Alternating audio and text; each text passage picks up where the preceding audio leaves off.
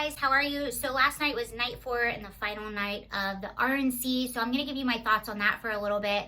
I have some footage from the fireworks show that happened last night.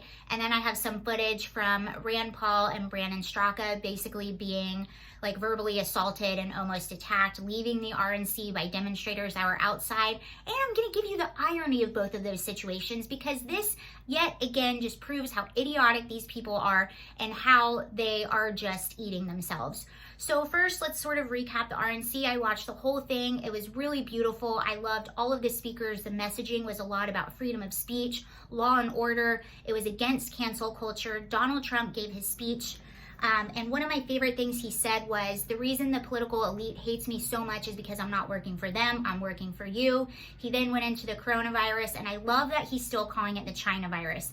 And I know that a lot of people are very offended, but he's doing that for a point. And the point is, it's against cancel culture. And the thing is, the people that get offended when he says that are the Democrats. And I just find it really ironic that they're getting offended over a word that Donald Trump is saying, yet they don't care that the constituents in their own cities are being physically assaulted by demonstrators and they're just turning a blind eye. So I find that pretty ironic.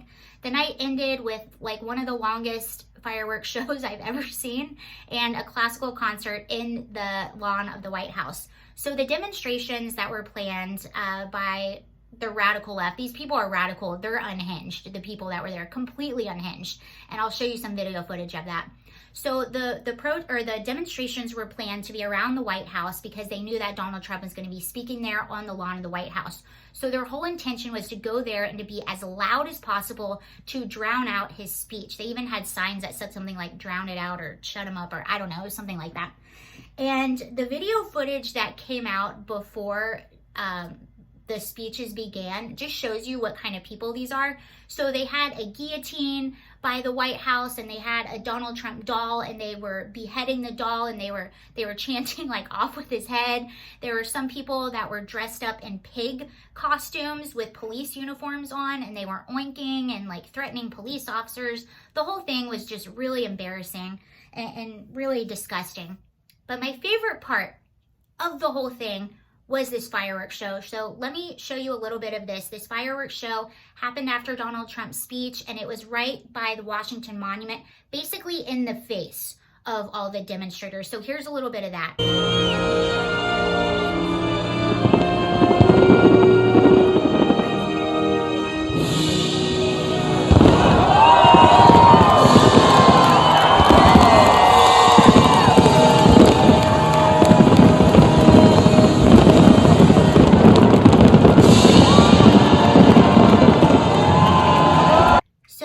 I'm watching the fireworks show after Trump gives his speech and I'm just thinking like, oh my God, how beautiful, like how patriotic, and I just love it. And then I was like,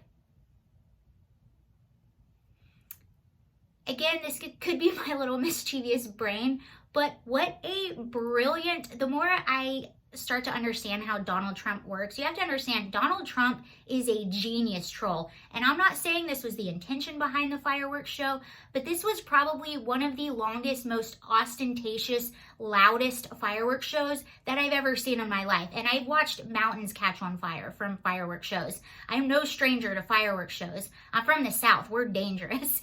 But the more I'm watching it, I start laughing because I'm like, what a brilliant way to put a big middle finger and troll all of those demonstrators. They're seeing Trump 2020 right in their faces, and then you have this just insanely loud. I didn't show sort of the grand finale. So every fireworks show always has a grand finale where they just go crazy at the end and it's like everything goes off at once and then they're done. I swear this grand finale lasted like 2 minutes or 3 minutes, or it was an insane long amount of time. And the longer it lasted, I just started laughing because what a way to troll all of those protesters. It was in their face. You couldn't not see this insane fireworks show. So I absolutely love that. I don't know if he was really trolling people, but I just thought that was a really nice middle finger to a lot of people. So now let's talk about, first we're going to talk about Brandon Straka, and then we'll talk about Rand Paul. And I have some insane ironies in both of these situations. So Brandon Straka, he's the founder of the Walk Away campaign. It's walking away from the Democratic Party and coming to the Republican Party. And he's a gay man. I have to say that just because of what he's saying here. And this is also why the tolerant left are complete and utter hypocrites, and these people that are demonstrating in the streets are completely unhinged.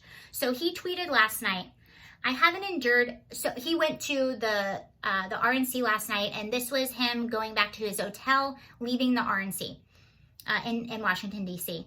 So he tweets, and there's a video with this, I'm going to show you it after I read you the tweet. He tweets, I haven't endured an anti-gay attack like this in probably 10 years.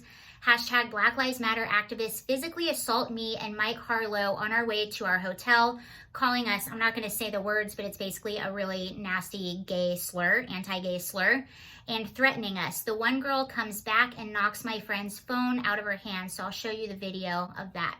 Oh, really? You're a faggot. That's fine. I don't speak to people like that. I really You like your bitch ass, right? He likes you, don't you? Want to take that little sausage in? Literally walking down the sidewalk. Don't get me on there. He's a Donald Trump supporter.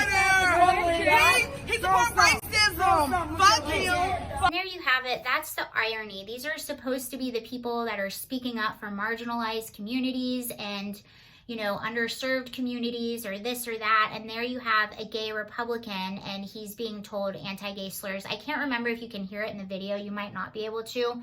But that's from his account. And you see this all the time. And I tell people, because Republicans are the ones that are painted as the racists and the bigots. But if you want to know actual blatant in-your-face racism, talk to a Black conservative and ask them some of the things they get called on a daily basis, not a monthly basis, not a yearly basis, not a weekly basis, on a daily, sometimes hourly basis, the message they get and the things that they've been called.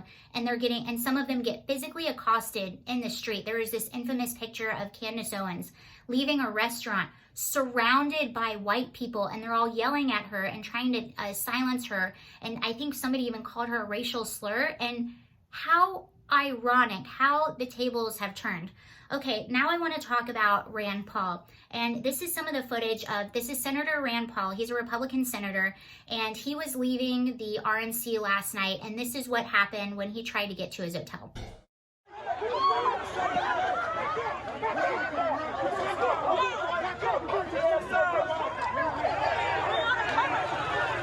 You can tell that man behind the mask is Rand Paul. A bunch of protesters descending on the Kentucky senator and his wife Kelly as they left the president's RNC speech from the White House. Actually, it was a longer trip than that. He joins us right now. Now, I don't know if you can hear it in that video that I just showed you, but one of the main things they were shouting and yelling at him was, say her name, say her name, say her name, Breonna Taylor. And that's actually, I watched a lot of different videos in which this same group was accosting different people, and that's one of the main things they kept shouting was Breonna Taylor. But here's the irony of Rand Paul. The irony of Rand Paul, and this is just proof that these people are completely idiotic and unhinged. I know I've said that 4 times in this video. This is why. Senator Rand Paul introduces the Justice for Breonna Taylor Act. I'll just read you a little bit of that. And this came out 2 months ago. This is when he, a Republican, the one that they are accosting in the street, telling him to say her name. This is how stupid they are. They don't know this because they don't read. Washington, D.C. Today, U.S. Senator Rand Paul, Republican from Kentucky, introduced the Justice for Breonna Taylor Act to prohibit no-knock warrants, which allow law enforcement officials to forcibly enter a home without announcing the authority or purpose. The bill is named in memory and honor of Breonna Taylor, a Louisville resident and EMT who was killed during a police raid on her home in March 2020, which conducted under the authority of a no-knock warrant. And after talking with Breonna Taylor's family, I've come to the conclusion that it's long past time to get rid of no-knock warrants. This bill will effectively end no-knock raids in the United States, said Senator Rand Paul, you idiots. So again, they just keep eating themselves. This is why I'm not down with the Democratic Party, because you guys are the biggest hypocrites and you are the bigots. You are the racist. You are the ones. Also, there's pictures of them. They're accosting people as they're coming out of the RNC. There's one picture, I can't find it right now, but it's basically a able-bodied, tall man who appears to be in his 20s, maybe 30s, and he gets into a little elderly woman's face and flicks her off with both hands. What is wrong with these people? So Rand Paul, he got to his hotel room safely. Nothing ended up happening. The police were able to protect him. He got home and sent out a tweet thanking the police officers who were protecting him and saying that they saved his life. And a lot of people are criticizing him for that online. They're like, wow, well, nothing actually happened. You know, what is he whining about, basically? Well, I will say, I do think if police weren't there, I think somebody would have physically assaulted him. I'm not saying that he would have been critically injured or they would have killed him, but I am almost positive that somebody would have assaulted him. There were at one point over 100 people surrounding him, and we know how mobs work. They basically embolden each other until somebody does something and then somebody else does something. And we've seen this already for the past few months all across our nation in various cities that have had these demonstrations with these same type of people. So I don't want to know what would have happened if police weren't there. And if you see, one of the officers actually did get assaulted. Someone pushed him and he fell into Rand Paul, and Rand Paul helped steady him. So I'm glad that he's home safe with his family. And again, this is just how insane these people are. Let me know your thoughts on everything. Thank you for watching. Bye.